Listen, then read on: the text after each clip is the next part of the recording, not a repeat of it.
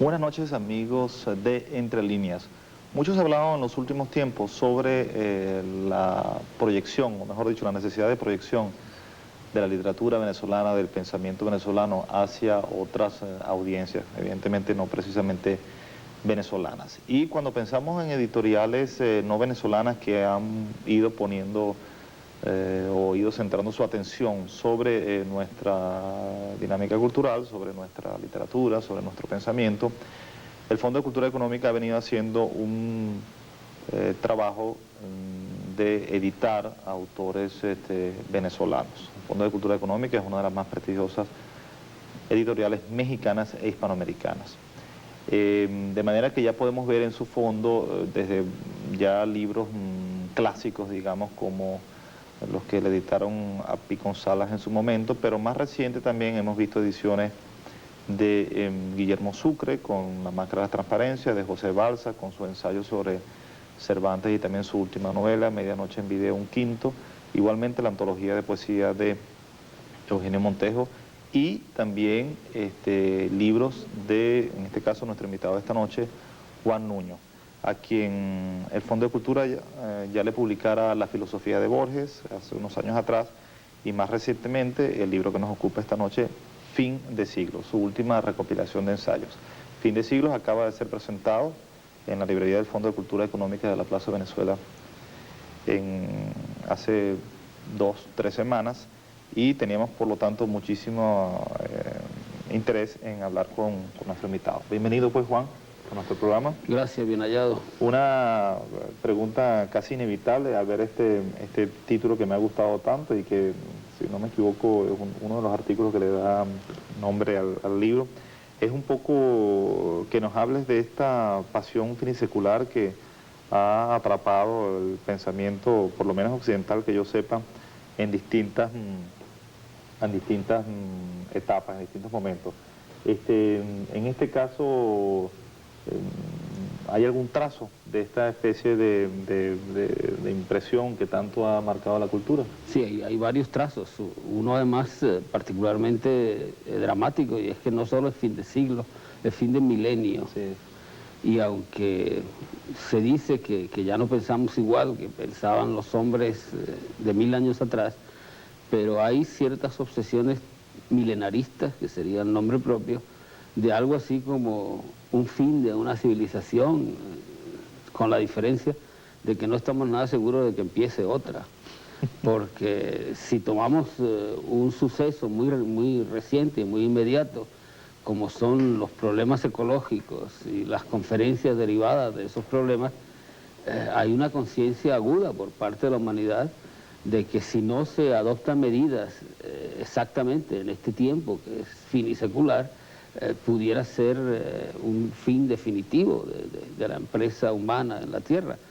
De modo que por ahí ya tenemos un trazo. Pero yo diría que hay otro, quizá más soterrado y más preocupante. Sí. Que no sé muy bien por qué los fines de siglo se han caracterizado por ser particularmente turbulentos. Por lo menos los dos últimos fines de siglo, sin contar el nuestro, el fin del siglo XVIII significó el fin de la aristocracia y nada menos que el surgimiento de ese fenómeno que fue la Revolución Francesa, que marca una ruptura y un principio de una nueva etapa. Y el fin del siglo pasado también fue particularmente agitado. Basta con que recordemos a los anarquistas y a los populistas rusos, que no solo en Rusia, sino en el resto del mundo, y no solo Europa, se dedicaban a poner bombas continuamente, ¿no? El terrorismo que actualmente ha florecido en casi todas partes del mundo, quién sabe si responde a estos oscuros movimientos que tienen los pueblos, que como ciertos animales, como las ballenas, cuando se pierden en las playas, a lo mejor se pierden en el fin de siglo y tropiezan con algo que nos lleva a estos atolladeros.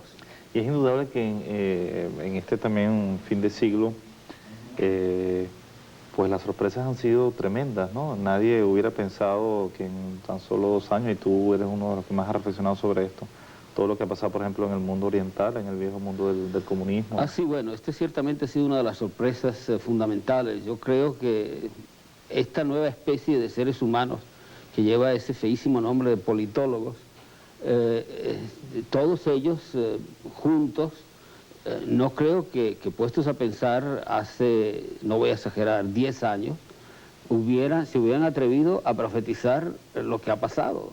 Y se supone que esa es su misión, detectar las señales. Las señales de la caída del imperio ruso o soviético, muy pocos la detectaron. Creo que hasta donde yo he hecho la cuenta fueron 2 soviéticos, o 2 rusos, habría que decir ahora.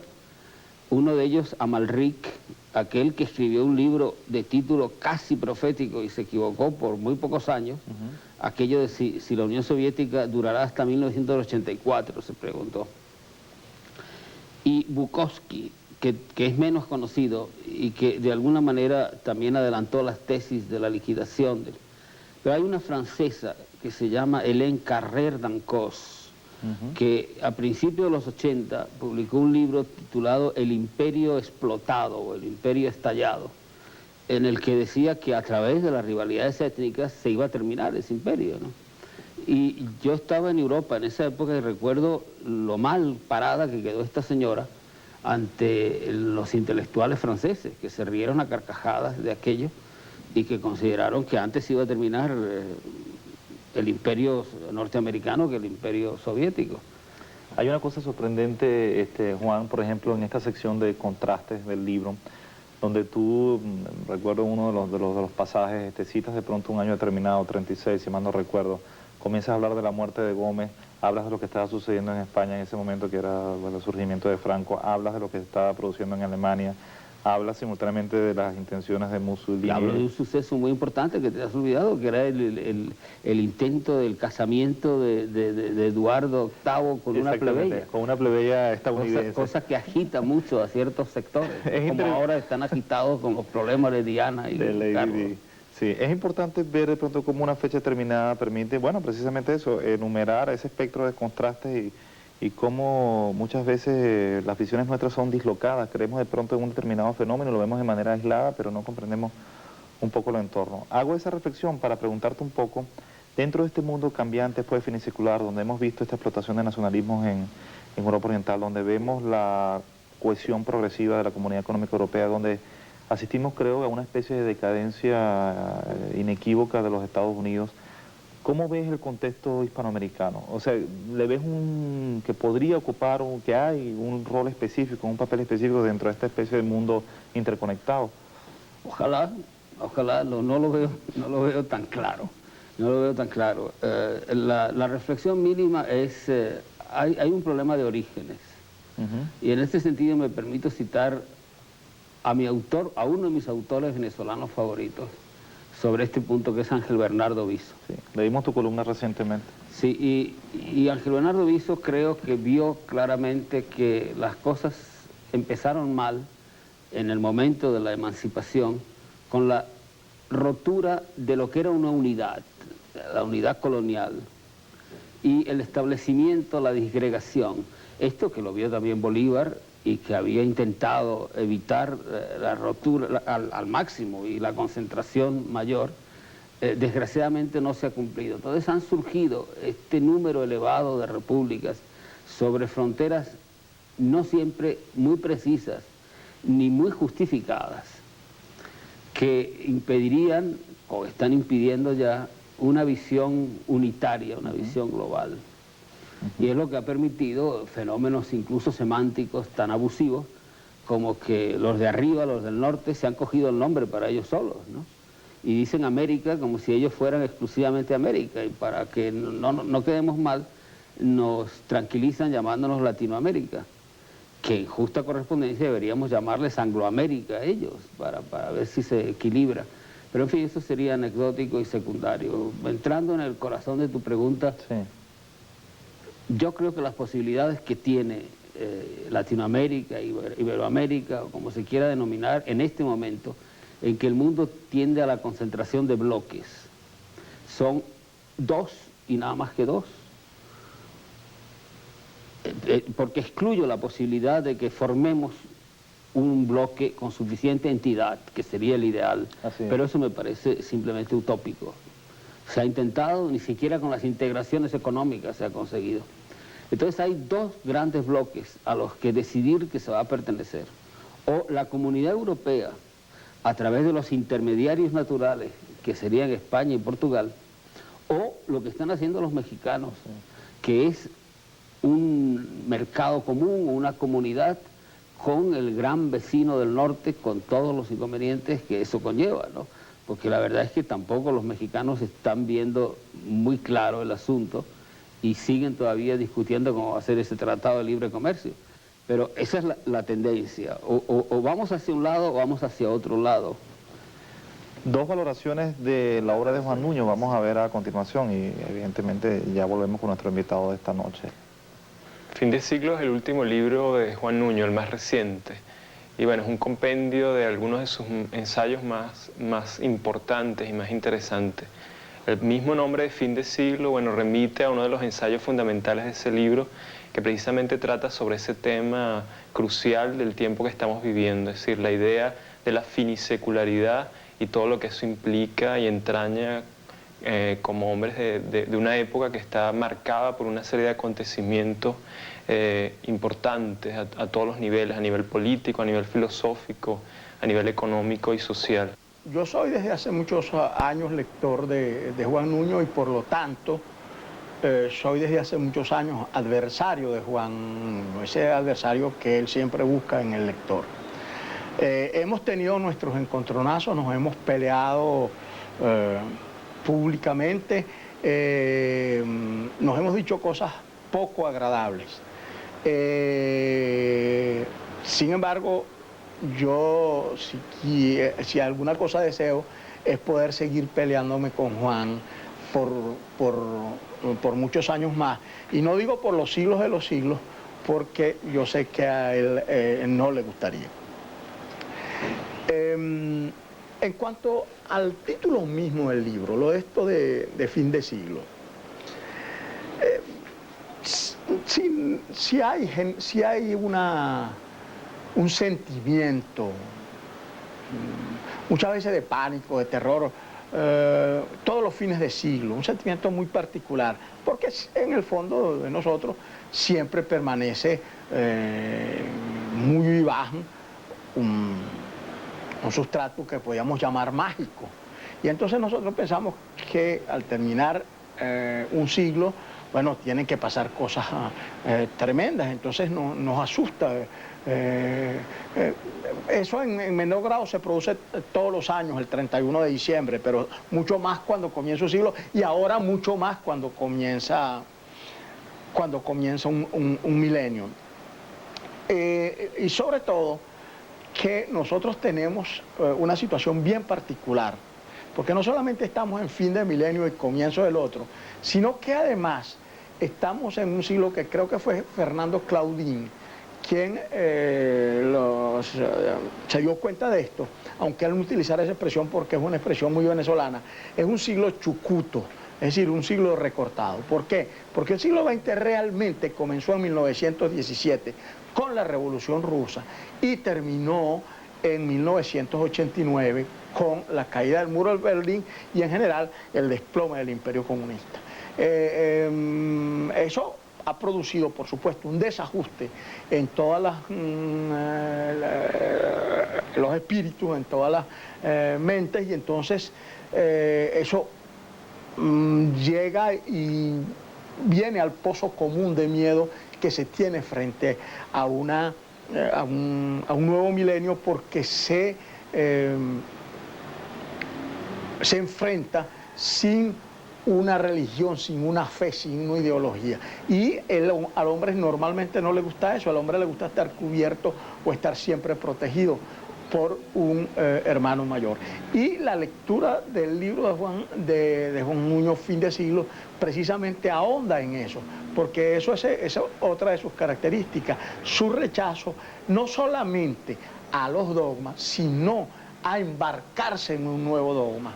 Yo, sin embargo, me pregunto si el escepticismo, digamos, en forma sistemática, ese negativismo absoluto, no es una forma de dogma y no es una nueva religión.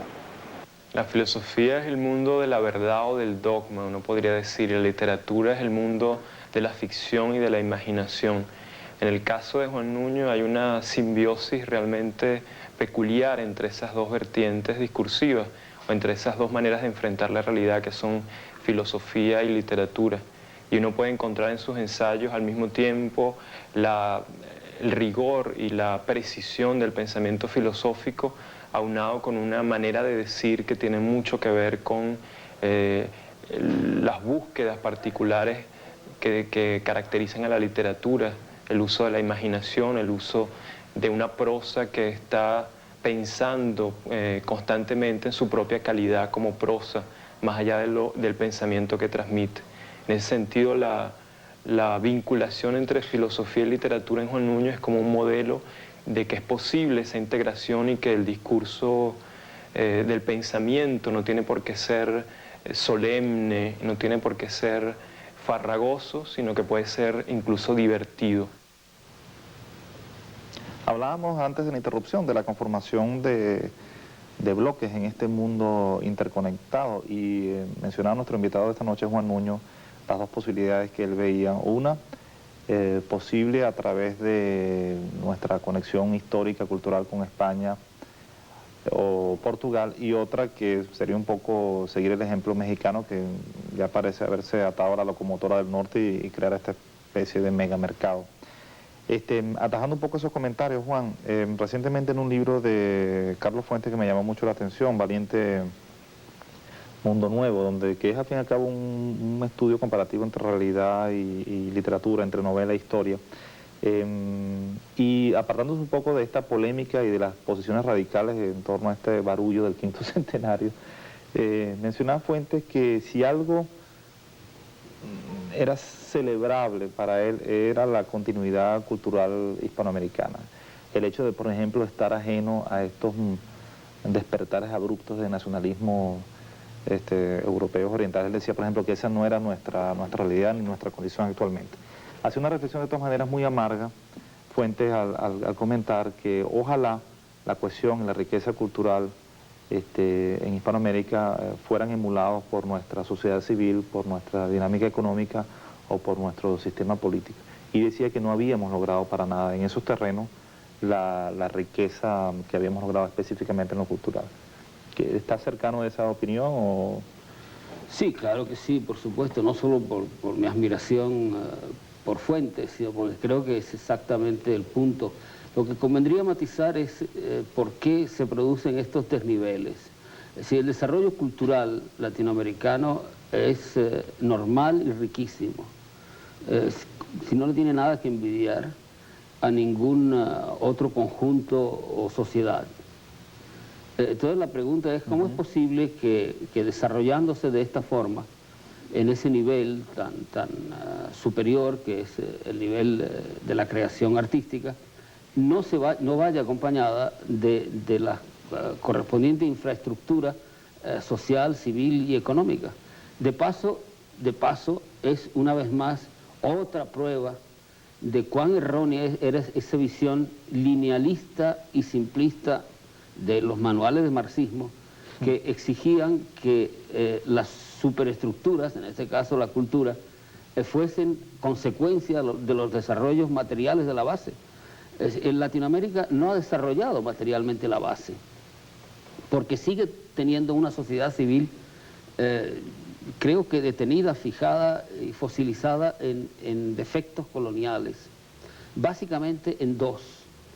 Uno que es el fetichismo burocrático legalista que llegó a través de la colonia. Así es. Es decir, el problema con Hispanoamérica, hablando ahora de la colonia, es que es el contrario de lo que nos ha enseñado la historiografía corriente. La historiografía corriente dice que esta es una parte del continente atrasada porque España era un país atrasado. Y la paradoja es que esta es una parte del continente atrasada porque España era un país demasiado adelantado para la época. España es un país que dio un salto político, que fue la unidad nacional y administrativa, mucho antes de haberse consolidado económicamente. Entonces España proyecta una administración exclusivamente a base de funcionarios, pero no a base de instituciones ni de industrias, que es la que lentamente hace el norte. El norte no tiene funcionarios, pero el norte tiene agricultores que van levantando una red de intereses sobre los cuales se va a levantar una administración.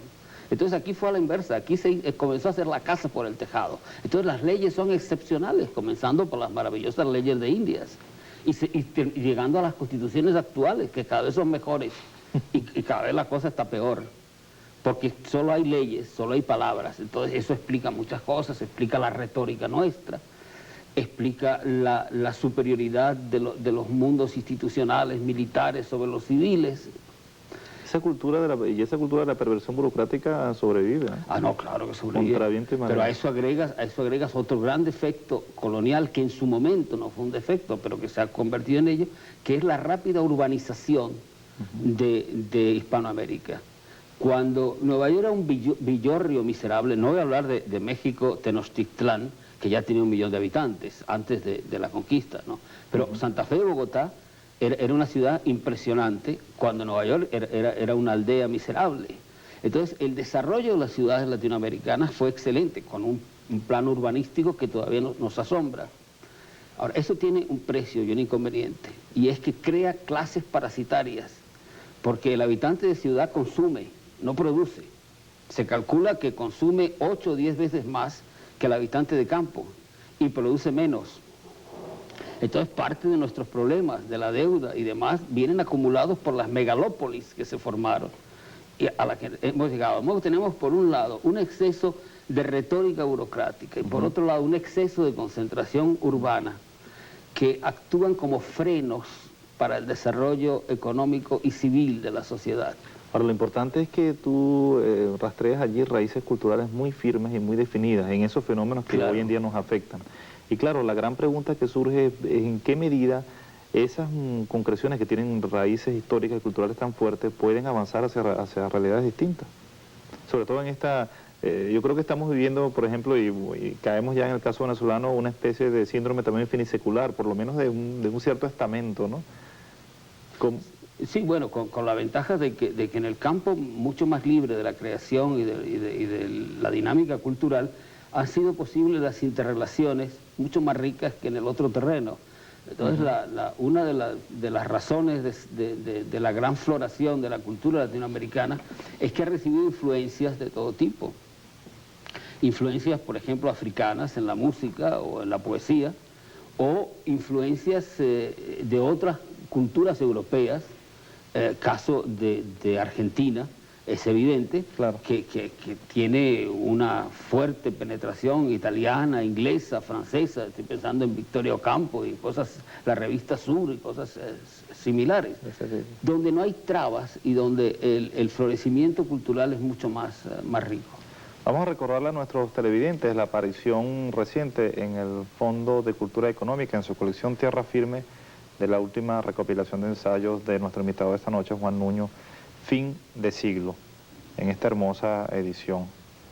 A los interesados pueden, evidentemente, encontrarla en las librerías más importantes del país, pero a los interesados pueden dirigirse directamente al Fondo de Cultura Económica en la Torre Polar de la Plaza Venezuela y de paso ver la enorme variedad editorial que tienen allí, no solamente del Fondo de Cultura Económica, sino de otras editoriales mexicanas. Y recordemos también un libro anterior que ya mencionáramos al comienzo del programa, muy importante también, de Juan Nuño, uno de los estudios más agudos que se hayan hecho sobre Jorge Luis Borges, en este caso la filosofía de Borges, igualmente de Juan Nuño. Nuestro agradecimiento a Juan por tenerte aquí con nosotros esta noche. Recíproco contigo por recibirme. Y los invitamos muy cordialmente a una próxima emisión de Entre Líneas, el próximo jueves, a esta misma hora, 11 de la noche, y por este mismo canal, Venezolana de Televisión. Muchísimas gracias y muy buenas noches.